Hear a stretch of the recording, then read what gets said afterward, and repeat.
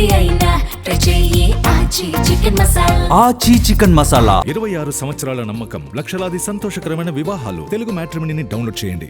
AP గర్వించే award తెచ్చిన పవన్ కళ్యాణ్. ముందుగా deputy CM Pawan Kalyan తను ప్రస్తుతం రికవర్ అవుతున్నట్లుగా మనం చూస్తూ ఉన్నాం. సంతోషకరమైన వార్త. ఇక అసలు విషయానికి వచ్చేసరికి పవన్ కళ్యాణ్ ఇప్పుడు ఏం అవార్డు తెచ్చిపెట్టారో, ఆంధ్రప్రదేశ్ గర్వించేంత అవార్డు ఏంటి అని చెప్పేసి కనుక మనం మాట్లాడుకోవాల్సి వస్తే, ముందుగా ఈ వీడియో చూస్తున్న వాళ్ళలో కూటమికి సంబంధించిన వాళ్ళు, అలాగే ప్రధానంగా వైసీపీకి సంబంధించిన వాళ్ళందరూ కూడా చెవులు కొంచెం పెద్దవి చేసి జాగ్రత్తగా వినండి అదేంటి అనేది. ఎందుకంటే పవన్ కళ్యాణ్ని మామూలుగా కాదు, నువ్వు ఎమ్మెల్యే కాలేవు, వార్డు మెంబర్ కూడా కాలేదన్న వాళ్ళు కావచ్చు, అసెంబ్లీ గేటు కూడా తాకనివ్వను అన్నవాళ్ళు కావచ్చు, ఇంకొంతమంది అయితే ఆయన వ్యక్తిగత విషయాల జోలికి వెళ్ళి మరి ఇంట్లో ఆడవాళ్ళ గురించి మాట్లాడిన వాళ్ళు కావచ్చు, వాళ్ళందరికీ సమాధానమే ఈ వీడియో. ఎందుకు అంటే వీళ్ళు అధికారంలో ఉండంగా వెలగబెట్టిన దానికంటే కూడా ఈ వ్యక్తిత్వ హననాలకి, ఎదుటి వాళ్ళని దూషించటానికి, ప్రజలు ఇచ్చిన విలువైన కాలాన్ని, ఆ అధికారాన్ని ఏ రకంగా చేశారు అనొచ్చు. అలాగే పవన్ కళ్యాణ్ పదే పదే ఎన్నికలకు ముందు నాకు ఒక్కసారి అధికారం ఇచ్చి చూడండి నేనేంటో చూపిస్తానని చెప్పేసి అన్నదానికి తార్కాణం ఈ అవార్డు. ఇంతకీ ఏంటి అంటే దీన్ దయాళ్ ఉపాధ్యాయ్ పంచాయత్ సతత్ వికాస్ పురస్కార్ 2025. ఈ అవార్డు ఎందుకు ఇస్తారు ఏంటి అంటే, నానాజీ దేశ్ముఖ్ సర్వోత్తమ్ పంచాయత్ సతత్ పురస్కార్ అవార్డుల్లో ఏపీకి జాతీయ స్థాయిలో 2వ స్థానంలో నిలవడం గర్వకారణం. ఏంటది? అది పంచాయతీరాజ్ శాఖను, పంచాయతీరాజ్ శాఖ తెలుసు కదా, గ్రామీణాభివృద్ధి శాఖ, పంచాయతీరాజ్ శాఖ. సో ఈ శాఖని బ్రహ్మాండంగా ప్రగతి పదంలో నడిపిస్తున్నటువంటి పవన్ కళ్యాణ్, ఆయనకి మరి ఈ అవార్డు వచ్చింది అంటే అది ఎవరి వల్ల? పవన్ కళ్యాణ్ యొక్క సమర్థత. అలాగే ఇక్కడ మనం గమనించవలసిన అంశం చాలా కీలకమైనది ఏంటి అంటే, వివిధ భాగాల్లో అవార్డులు గెలుచుకున్న కొన్ని గ్రామాలు ఉన్నాయి. శృంగవరం, బొక్కసపాలెం, కుప్పం, ఈ 3 గ్రామాలకి, అలాగే చిముళ్లపల్లి, గుండమాల పంచాయతీలు, వీటికి అవార్డులు గెలుచుకున్నాయి. ఈ సర్పంచ్లందరికీ కూడా శుభాకాంక్షలు తెలియజేశారు. అలాగే గ్రామాల అభివృద్ధి ధ్యేయంగా కూటమి ప్రభుత్వం ఏ రకంగా చేస్తుందనే దానికి ఇది ఒక ఉదాహరణ. సో జాతీయ స్థాయిలో గుర్తింపు, గౌరవం లభించటం.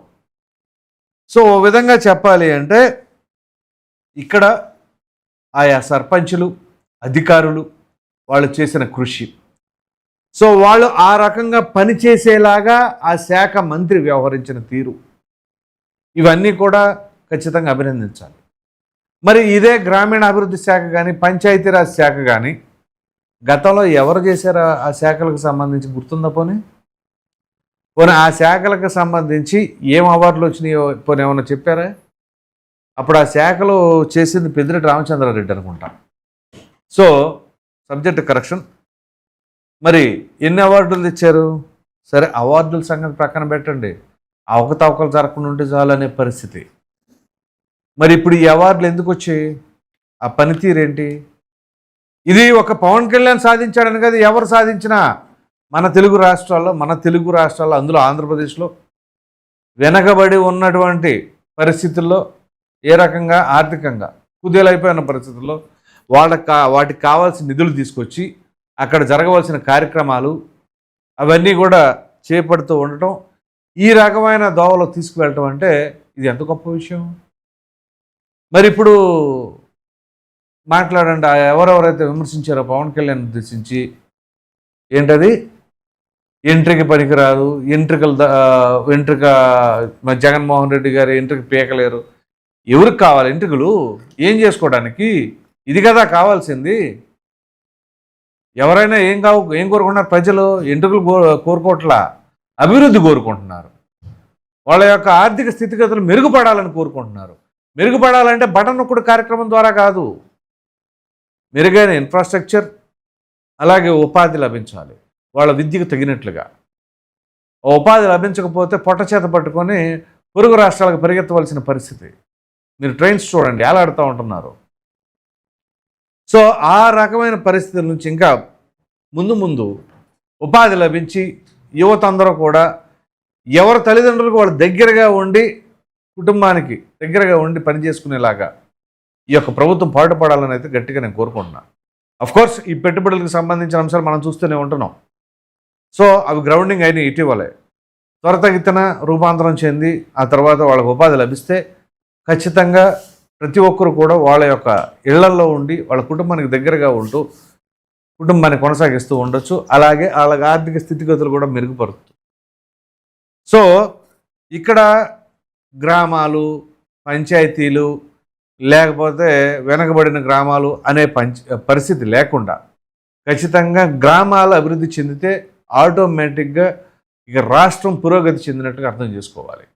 సో అందు గురించే పవన్ కళ్యాణ్ గారు ఎప్పుడైతే అధికారం వచ్చేసిందో ఇమ్మీడియట్గా ఏ పోర్ట్ఫోలియోలు కావాలంటే ఇదిగో ఈ పంచాయతీరాజ్, ఈ గ్రామీణ అభివృద్ధి శాఖ, ఇవి కావాలి నాకు అని చెప్పేసి తీసుకుంటే అప్పుడు చాలామంది షాక్ తిన్నారు. ఇదేంటి పవన్ కళ్యాణ్ ఈ శాఖలు తీసుకున్నారేంటి అని. ఆ శాఖలకి ఎంత సమర్థత కావాలి, ఎంత పట్టుదల కావాలి అనేది ఆయన తీసుకున్న తర్వాత తెలిసింది. అప్పుడు దాకా కూడా పంచాయతీరాజ్ శాఖ, గ్రామీణ అభివృద్ధి శాఖ అని అనుకున్నారు. కానీ మనం ఎంత చెయ్యొచ్చు అనే దానికి నిదర్శనమే ఇక్కడ పవన్ కళ్యాణ్ ఏ రకంగా చేశారో అర్థం చేసుకోవాలి. సో ఇప్పుడు నోరు తెరిచి విమర్శించండి, ఏమైనా విమర్శిస్తారో. ఇప్పుడు కనీసం పోనీ అవార్డు అంటే ఏమన్నా కొని తెచ్చుకున్నది అనుకుంటున్నారా? అది పోనీ అదన్నా చెప్పండి, అది కూడా అన్నా అంటారు. ఎందుకంటే అట్లాంటి విమర్శలు చేయటం ఇప్పుడు వీళ్ళు చేసే విమర్శలకు కొత్త ఉంది. ప్రతిదానికి ఏదేదో చెప్తూ ఉంటారు. ఇంకా అందులో స్పెషలిస్టు మాజీ మహిళా మంత్రి రోజా, ఈవిడి గురించి నెక్స్ట్ ఒక వీడియోలో మనం మాట్లాడుకుందాంలే. ఉంది ఒక మంచి కంటెంట్ ఉంది ఈవిడి గురించి, అది మనం మాట్లాడుకుందాం నెక్స్ట్. సో జోగి రమేష్ అనే వ్యక్తి కూడా ఏదో మాట్లాడారు కదా పవన్ కళ్యాణ్ ఉద్దేశించి, పీకే అంటే ఏదో పిచ్చి అది ఇదని.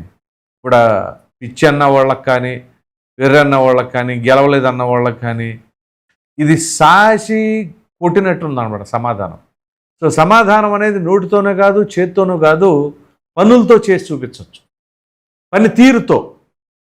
పనితీరు అంటే ఏంటి? ఇక్కడ ఇది సాధించి పెట్టిన అవార్డులు. సో మనం అధికారంలో ఉండగా ఏం చేసామంటే ఎవరి మీదకి దాడికి వెళ్ళాం, ఏ ఆఫీసులో పగలగొట్టాం, ఎవరి మీద కేసులు పెట్టాం, ఎవరిని వ్యక్తిత్వానందం చేసి మరణించేలాగా చేసాం. ఉదాహరణకి డాక్టర్.